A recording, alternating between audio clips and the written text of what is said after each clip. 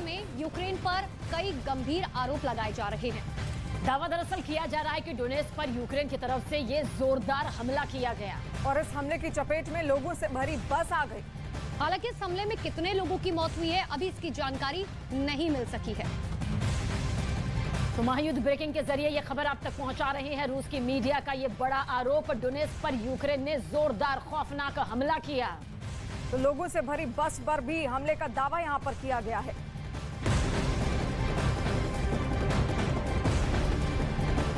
North Korea ने समंदर में एक के बाद एक कई मिसाइलें दागी, जिसने दुनिया को दहशत में डाल दिया और उसके बाद साउथ कोरिया ने भी मिसाइल दागी है। अब आप इन हालातों को देखते हुए जापान में दहशत जो है साफ तौर पर देखने को मिल रही है। ऐसे में डिजिटल मार्केटिंग को सीखकर आपके प्रोडक्ट्स और सर्विसेज को दुनिया को बेचना चाहते हैं तो फ्रीडम ऐप को अभी डाउनलोड करें। डिजिटल मार्केटिंग का एक्सपर्ट बने। जापान ने अपने नागरिकों से सुरक्षित जगह पर जाने की अपील की है।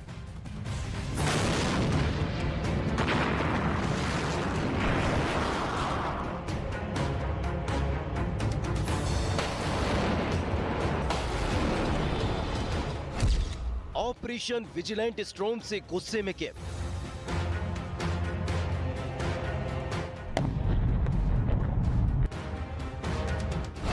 किम के आदेश से दुनिया परेशान।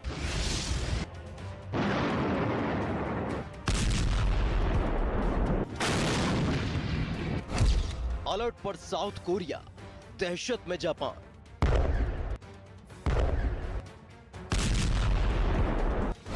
क्या बच गया तीसरे विश्व युद्ध का सायरन?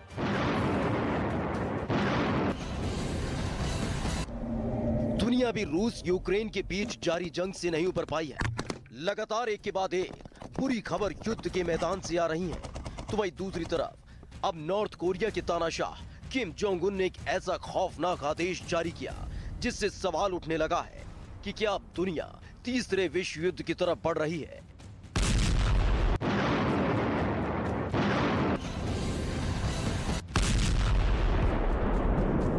नॉर्थ कोरिया के तानाशाह किम जोंग उन के बारे में हर कोई जानता है।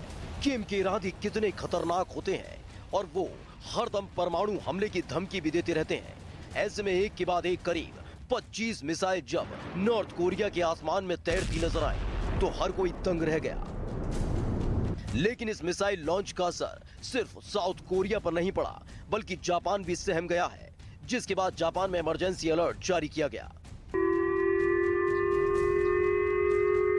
नॉर्थ कोरिया की तरफ से बैलिस्टिक मिसाइल के लॉन्च होने के बाद जापान ने अपने नागरिकों से घरों से बाहर नहीं निकलने की अपील की है, तो वही जरूरत पड़ने पर सुरक्षित जगह जाने की भी सलाह दी है। दरअसल जब किम जोंग उन के आदेश पर एक के बाद एक मिसाइल दागी गई तो उसमें से एक मिसाइल साउथ कोरिया के बेहद करीब गिरी, जिसने किम जोंग उन के इरादे जाहिर कर दिए। लेकिन इन सब के बीच दावा किया गया कि किम जोंग उन की एक मिसाइल जापान के ऊपर से होती हुई गुजरी। जापान सरकार ने नागरिकों के लिए एडवाइजरी जारी की, घरों के अंदर रहने की लोगों से अपील की गई, सुरक्षित स्थान पर चले जाने की अपील सरकार ने की है। दरअसल नॉर्थ कोरिया के तानाशाह किम जोंग उन का इरादा साउथ कोरिया और अमेरिका को धमकी देना था, लेकिन किम के आदेश पर जैसे ही मिसाइल लॉन्च की गई तो एक मिसाइल ने जापान को भी दहशत मिला दिया। किम का ये गुस्सा अमेरिका और साउथ कोरिया के उस संयुक्त सैन्य अभ्यास के बाद फूट पड़ा जो साउथ कोरिया में चल रहा है। अमेरिका और साउथ कोरिया के बीच साझा युद्ध अभ्यास हुआ। युद्ध अभ्यास का नाम ऑपरेशन विजिलेंट स्टॉर्म है। इस एयर ड्रिल में 240 लड़ाकू विमान शामिल हुए। साउथ कोरिया के आसमान में हो रही ड्रिल के दौरान लड़ाकू विमानों की आवाज लगातार किम जोंग उन को परेशान कर रही थी, जिसके बाद किम ने अपने इरादों को सबके सामने रखने से पहले ड्रिल को रोकने की धमकी भी दी थी, जिसमें कहा गया था कि अगर अमेरिका और साउथ कोरिया बेखौफ होकर DPR के यानी कि साउथ कोरिया के खिलाफ सशस्त्र बलों का इस्तेमाल करने की कोशिश करते हैं तो DPRK के सशस्त्र बल बिना किसी देरी के इसका जवाब देंगे। इसके बाद अमेरिका और साउथ कोरिया को इसके भयंकर परिणाम भुगतने पड़ेंगे।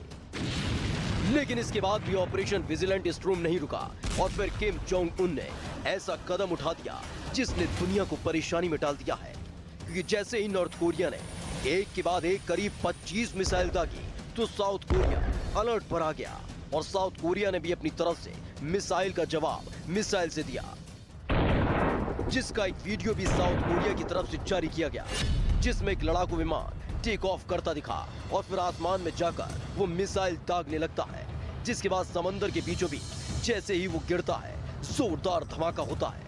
बताया गया कि साउथ कोरिया ने नॉर्थ कोरिया से लगी अपनी समंदर की सीमा में ये मिसाइल दागी है, लेकिन जिस तरह से नॉर्थ कोरिया और साउथ कोरिया आमने सामने आ गए और जापान ने भी इमरजेंसी अलर्ट जारी कर दिया है, उससे तीसरे विश्व युद्ध की आहट सुनाई देने लगी है।